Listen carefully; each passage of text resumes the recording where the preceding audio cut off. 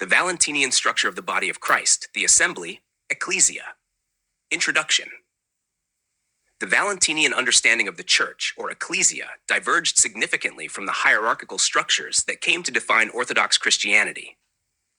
While the Orthodox Church emphasized concrete offices like bishops and presbyters, the Valentinians viewed the church as a dynamic and inclusive assembly, reflecting the original meaning of ecclesia as assembly, or gathering. Their conception of the church was closely tied to their understanding of Christ as the head of the body, with the assembly representing its members. This approach emphasized equality, shared participation, and spiritual unity among all believers. Participation and equality. Valentinians organized their gatherings to encourage active participation from all members. According to Tertullian, roles within the assembly rotated among individuals. Today, one man is bishop and tomorrow another. The person who is a deacon today, tomorrow is a reader. The one who is a priest is a layman tomorrow. Against the Valentinians, 1. This fluidity of roles reflected their belief in the equality of all members, regardless of rank or status.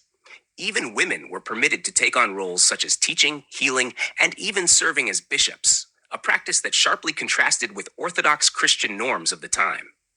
The emphasis on shared responsibilities reinforced the idea that all members of the assembly were spiritually equal and connected through Christ. Members took turns overseeing practices, offering teachings, and fostering the communal life of the group. This structure was rooted in the conviction that the assembly represented the body of Christ, where each member was a vital and active participant. The church as the body of Christ. Valentinians drew heavily on Pauline theology to describe the church as the body of Christ, e.g. Romans 12:5, 1 Corinthians 12:12-13. In this model, Christ was the head, and all members of the assembly were members of the body, each with unique roles and contributions. This concept underscored the interconnectedness and interdependence of all who were part of the assembly. According to Theodotus, a Valentinian teacher, the body of Jesus was of the same substance as the church. Excerpts of Theodotus 42:3. This statement reflects the idea that the assembly was not merely a gathering of individuals, but a manifestation of Christ's presence on earth. In another passage, Theodotus described the church as the visible part of Jesus. Excerpts of Theodotus 26:1, emphasizing its role as both a spiritual and tangible reality. The role of the Spirit. The Holy Spirit, often identified with wisdom, Sophia, was central to the Valentinian understanding of the Ecclesia.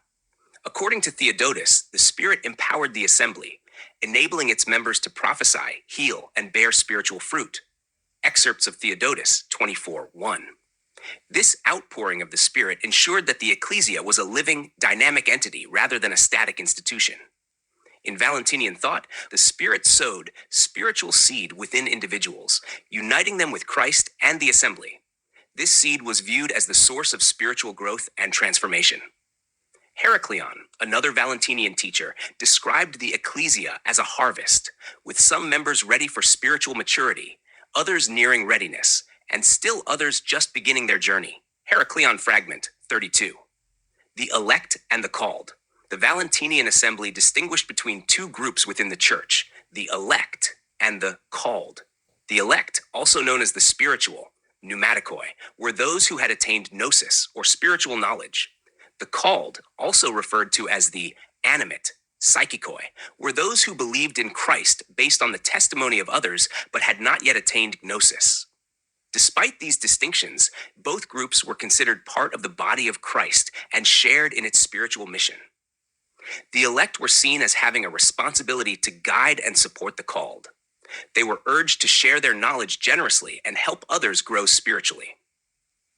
The interpretation of knowledge cautions against arrogance, reminding the elect that you are ignorant when you hate them and are jealous of them. 17, verse 27-31. Instead, the elect were to act as illuminators in the midst of mortal men.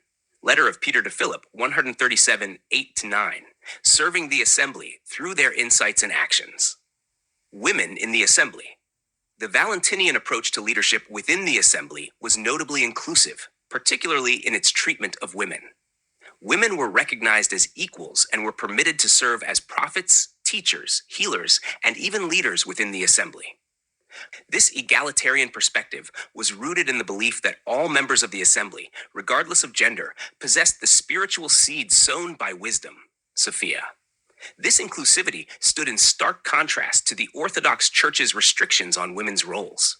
For Valentinians, the assembly was a reflection of the spiritual unity of all believers, transcending societal divisions and affirming the equal worth of every individual.